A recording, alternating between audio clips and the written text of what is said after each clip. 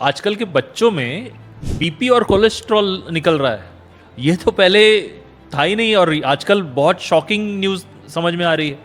ये क्यों हो रहा है सर? अभी आपने सुना होगा पाम ऑयल से बनने वाला पनीर, यूरा से बनने वाला दूध, ये सारी चीज़ें पहले नहीं थी, ये सारी चीज़ें अभी अभी आई हैं। ये सारे अडल्ट्रेशंस जो आज के डेट में हो रहे हैं, ये सारे के सारे आपके मेटाबॉलिज्म को ख़राब कर ही रहे हैं। तो बचपन में ही अगर आपको ये सारी चीज़ें बहुत ज़्यादा मिल रही हैं तो ये आपके ऑलरेडी ऑर्गन्स को ख़राब करने का काम कर ही रही है।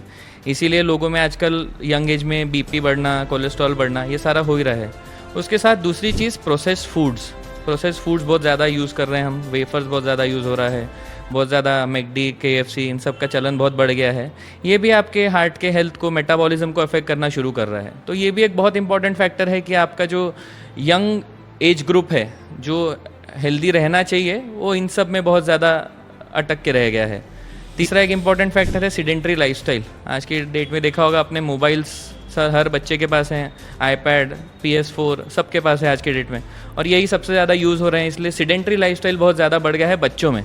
जो बाहर जाके खेलना पहले इंपॉर्टेंट हुआ करता था हमारे रिक्रिएशन के लिए, वो आजकल घर में ही पूरा हो जाता है सारी चीज़ों की वजह से। तो वो भी एक इम्पॉर्टेंट फैक्टर है कि ये सारी चीज़ें और बढ़ रही हैं। तो इससे मुझे गली क्रिकेट की याद आती है, जहाँ please. गली हर गलियों में चलिए सारे जल्दी बच्चे खेलते क्रिकेट खेलते थे। शीशा टूटता था, भाग के बॉल ले आते थे। तो शायद से that was contributing to our health. Yes, हमें भागने वक्त वापस हमारा हार्ट यूज़ करना पड़ता था फुल फोर्स में, तो हार्ट को और स्ट्रॉन्ग बना देता था वो।